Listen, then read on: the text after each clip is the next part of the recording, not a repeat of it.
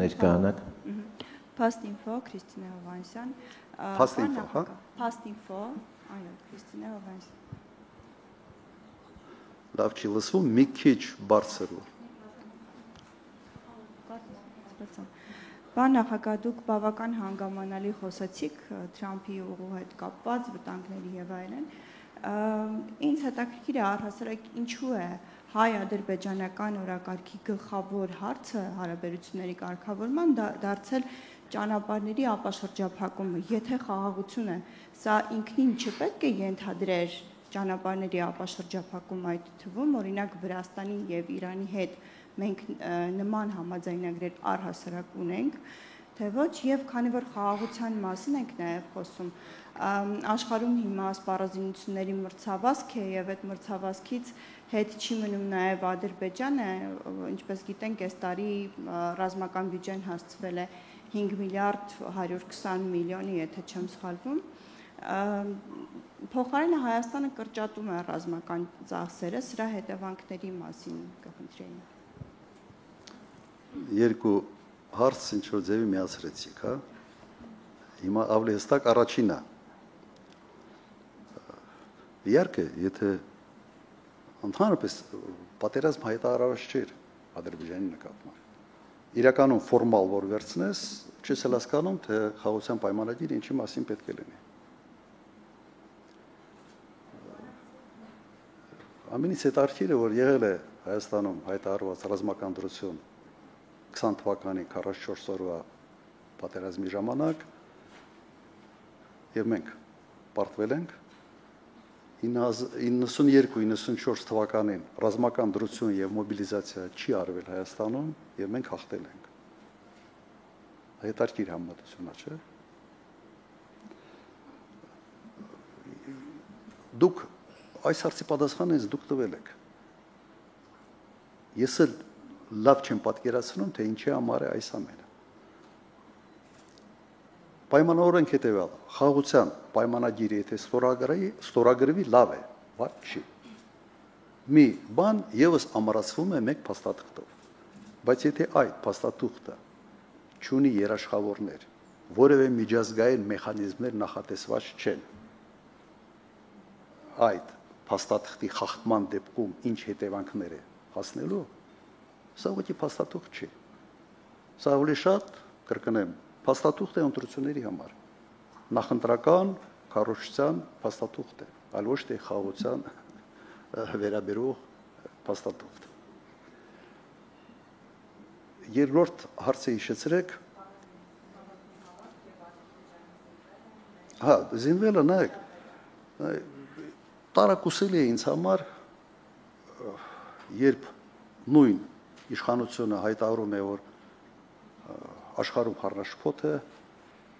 որ որևէ sense միջազգային կանոններ, օրենքներ չեն գործում, իսկապես այդպես է։ Հիմա եթե նայում ես ՄԱԿ-ին, երևի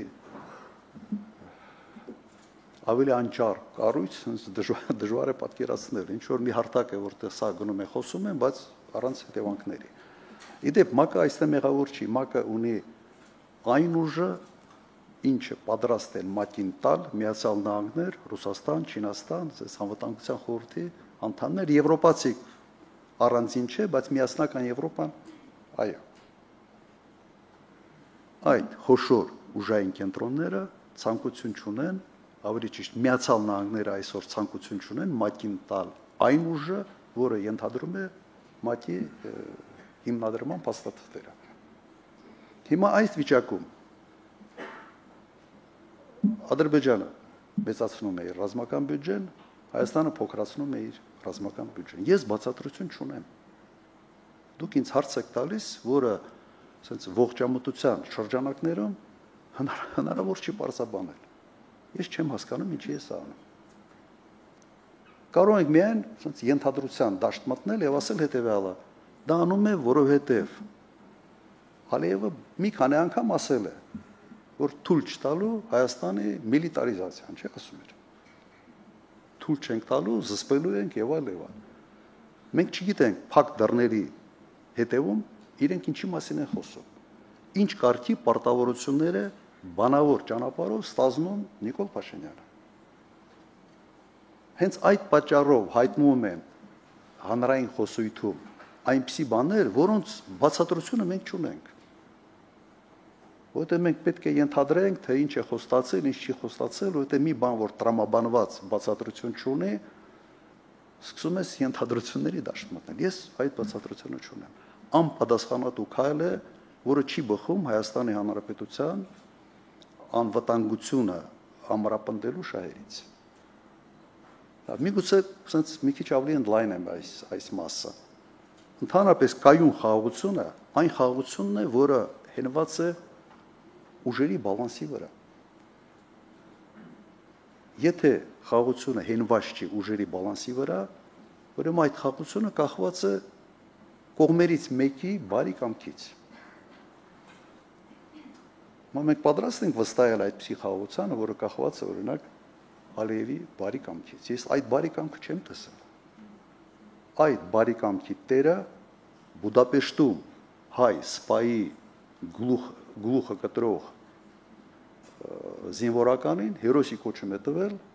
եւ հետո իր ինքնաթիռը ուղարկել է նրան տեղափոխելու համար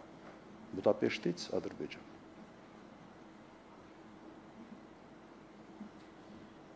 Մի բան կա էլի վրացական մի անգամ եթե չեմ սխալվում օգտագործել ոչխարը սա կյանքը գելից էր վախենում հետո չոբանի սեղանին հայտնել մնանք աջ հատվածում խնդրեմ առաջ շարք